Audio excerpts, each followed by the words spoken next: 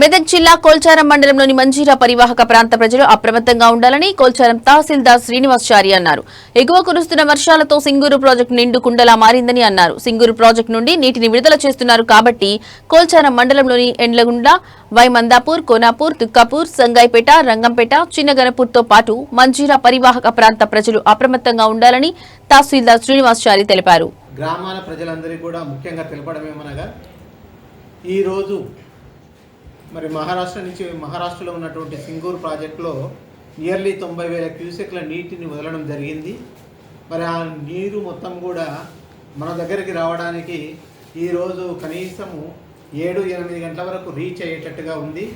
మరి ఆ చుట్టుపక్కల గ్రామాల ప్రజలందరూ కూడా జాగ్రత్తగా ఉండాలి. ఆ ఏటిగడ్డ సైడ్ కానీ అటువైపు కానీ వెళ్ళకూడదు.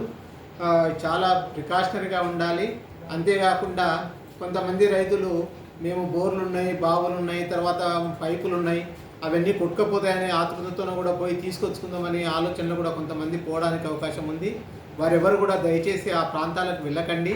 ఎందుకంటే నీటి ప్రవాహం చాలా వేగంగా ఉంది. మరి 90,000 క్యూసెక్కులు అంటే నియర్లీ 1,00,000 క్యూసెక్కులు రావడం అంటే అంత మామూలు విషయం కాదు.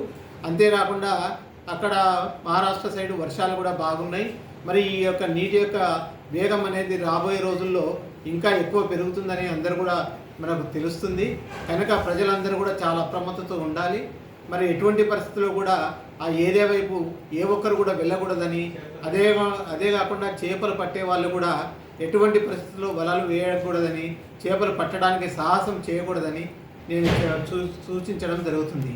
అంతేకాకుండా మరి ముఖ్యంగా రైతులు ఎవరైనా పంట పొలాలు నష్టపోతున్నాయని మరి ఇంకేదో అనుకొని ఆ ప్రాంతానికి వెళ్ళి ఇబ్బందులు పడకూడదని నేను మరొక మారు తెలియజేయడం జరుగుతుంది. అందుకొరకు ప్రజలందరూ కూడా ఇటు విషయాన్ని గమనించి ఈ రోజు నుంచి ఆ ప్రాంతం సైడ్ వెళ్ళకూడదని అందరికీ కూడా ఈ గ్రామాల ప్రజలందరూ కూడా తెలియజేయడం జరుగుతుంది. ధన్యవాదాలు.